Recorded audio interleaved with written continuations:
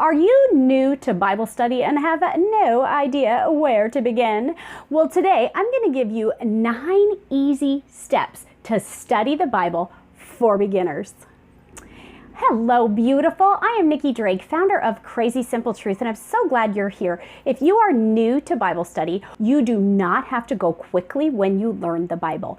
Each time you learn something, it's going to add on to what you learned last time and what you learned before and what you learned before. And there's no hurry. You have your whole life to get through it. But if you're going through it a little bit each day, then eventually you will learn a lot. So we are going to go right into step number 1.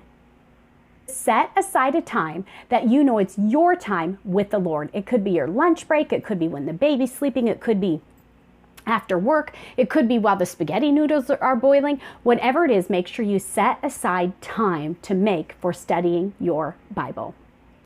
Tip number 2, have the right tools. If you are a beginner to Bible study, you need yourself a good study Bible. You are also going to need a notepad or some loose leaf paper, whatever you prefer, and a writing utensil, such as a pen or a pencil. Okay, that's all you're going to need. That's it. That's all you're going to need. Tip number 3, know where to start. If you are a Christ-following, born-again, blood-bought, redeemed Christian, Christ follower, then Christ is the center of where your Bible study needs to begin. Okay, if you're a beginner, you need to know everything you can about Jesus. So you're going to want to start in one of the Gospels, which is the first 4 books in the New Testament: Matthew, Mark, Luke, and John. Pick one. Doesn't matter which one, just pick one and start there. Tip number 4 is to read with intention. Don't just read it to read it and check it off.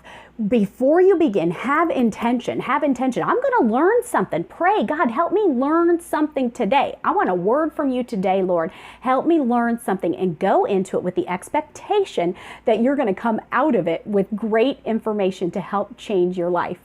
Number 5, look up the background of the book.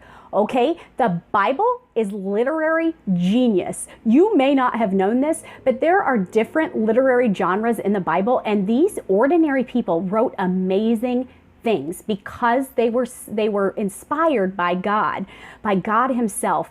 And so you're going to want to study the background. Look it up. You can Google it. If you have yourself a really good study Bible, you won't need to do anything but turn to one of the Gospels, and at the beginning you will see the background information for the book. You want to know who wrote the book, when they wrote the book, who they were writing the book to, what the purpose of the book was for, because when they wrote it, it wasn't really a book, okay? And it definitely wasn't part of the Bible. So you want to figure out the background information, the basic background information, so you can understand what the purpose of that was. What I'm reading this, what's the purpose of it, okay? So that's important.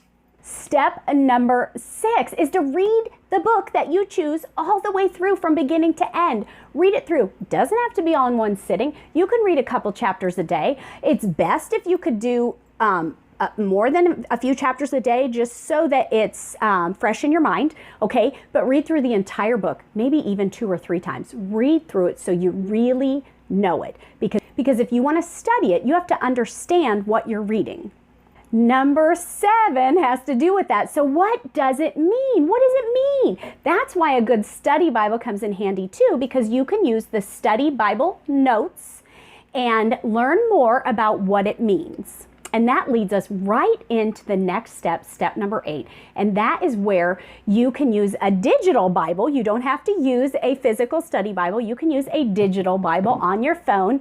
YouVersion Bible app is my favorite, and you can read any Bible version there is.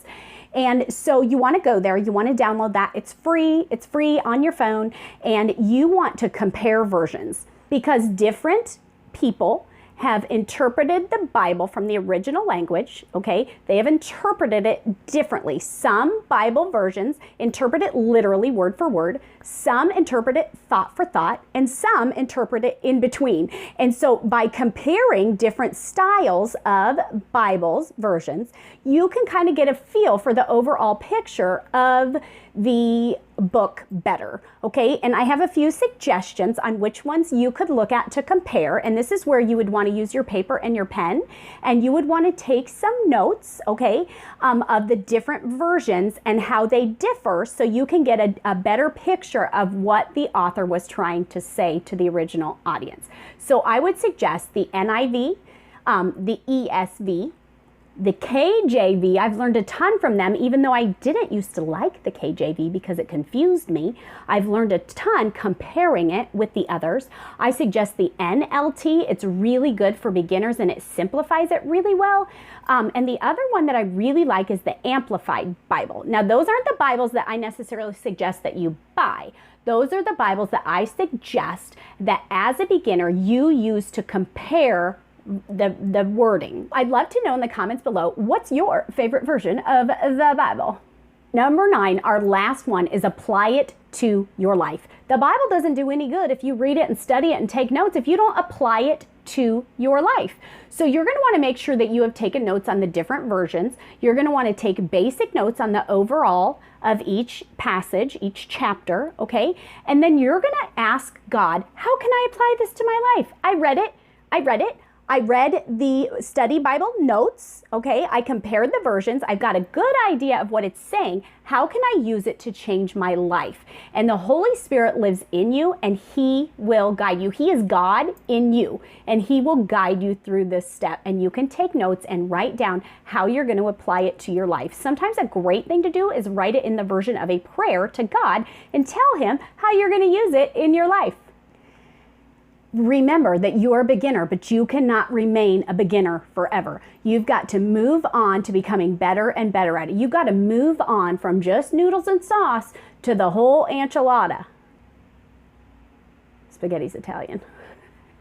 Oh well, you got to move on. So remember all of those steps for beginner Bible study and you will do a great job at digging in. You should also subscribe to my channel because that is what my channel is all about. I give you crazy simple tips to get into God's truth. If you want to learn how to study the Bible, I will see you later. You're beautiful. God loves you so much.